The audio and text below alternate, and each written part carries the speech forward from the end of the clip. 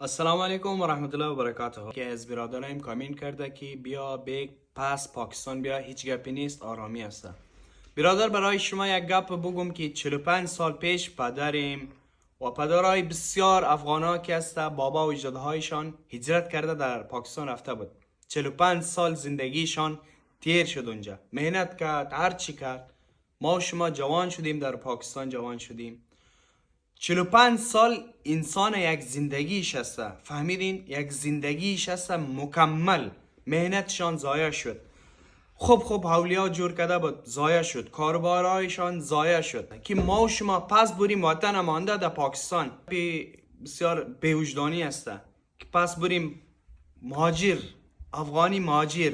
این گپا با ما و شما میگوین.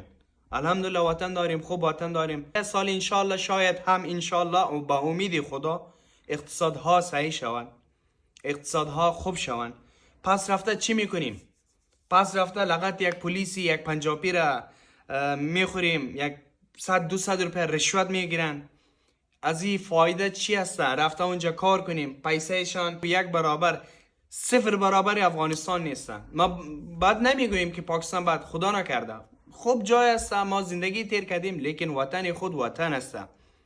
وطن خود وطن است. برگشتیم 45 سال بعد، الحمدلله امن است، هیچ گپی نیست. اقتصاد ضعیف لا باشه، لیکن ما میگیم تسلیت میتیم برای توتل مهاجرین افغان ما که انشالله خوب میشه. و با امید خدا امارات اسلامی رقم کارهای کده رایسته، انشالله با امید خدا انشالله اقتصاد خوبتر میشه. تجارت های بسیار ازبکستان است، ترکمنستان است، تاجیکستان است، انشالله خوب شده است. شرکت های فابریکای کلانتر واز شده است، انشالله مزار شریف هم بسیار خوب ترقی کرده رایست. انشالله کارها، انشالله ما و شما خود نو آمدیم، 4 ماه میشه، 5 ماه میشه، انشالله بعد از این 1 سال تیر شوه، انشالله ایسا ایسا کارها هم بلد شویم. 45 سال اونجا مهنت کرده پدرمان، باز یک 5 سال پیش نو با خود بلد شده استیم که کارها ماشاءالله خوب است. این رقم و رقم اینجا اگر 45 سال مهنت میکردیم، انشالله تعالی با امید خدا یک چیز جور میشویدیم در فکر شما نمی بود. حالا انشالله اینجا آمدیم و اینجا کوشش میکنیم که مهنت بکنیم که یک چیز جور شویم که به خاطر فامیل، به خاطر خانواده، به خاطر قوما یک کمک کرده بتوانیم. انشالله با امید خدا دیگه.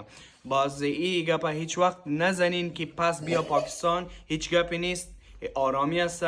این گپ بسیار بد گپ است. تشکر، جزاک الله خیر.